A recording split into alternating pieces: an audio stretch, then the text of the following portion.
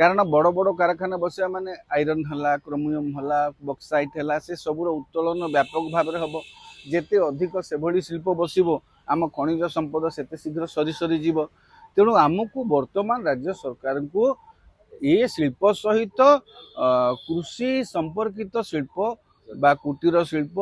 झोट शिल्प आप जहाँ कहते कृषि आग्रो इंडस्ट्रीज को डेभलप करने को पड़ो पर्यटन शिल्प को गुरुत्व बढ़ावा पड़ो आमर एत 400 रु अधिक किलोमीटर व्यापी कोस्ट माने कोस्टाल रीजन अच्छी तार विकास करने को पड़ो आमर टूरिज्म को बढ़ावा पड़ो जोटा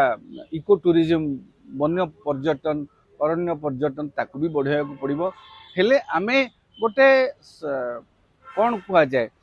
मिनेराल रिसोर्स आज जदि आमे व्यापक भाव में खोली चलवा परवर्ती पीढ़ी मंकर अधिकार अच्छी आम किसी संपद रखिकी धीरे रैशनल यूज करवा खनिज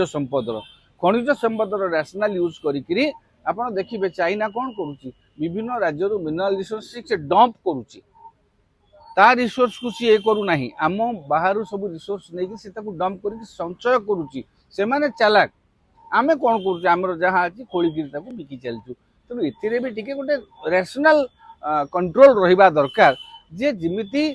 ए आमको प्रकृति दत्त ये जो नेचुरल रिसोर्स को सुविनियोग करी आमे पर पीढ़ी पाई मध्य सुजोग रखिबा जे सेमाने मध्य ए प्राकृतिक संपदर विनियोग करि पारिबे आमे जदि आखि मुजिया 50टा आयरन इंडस्ट्री ये इंडस्ट्री बसैकरी रिसोर्सेस जदि सारी देबा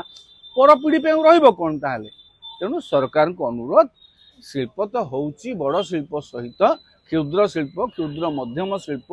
आउ अन्यान्य पर्यटन शिल्प कृषि भित्तिक शिल्प को गुरुत्व देले निहाती भाव राज्यर गोटे सस्टेनेबल डेवलपमेंट हो पारिबो।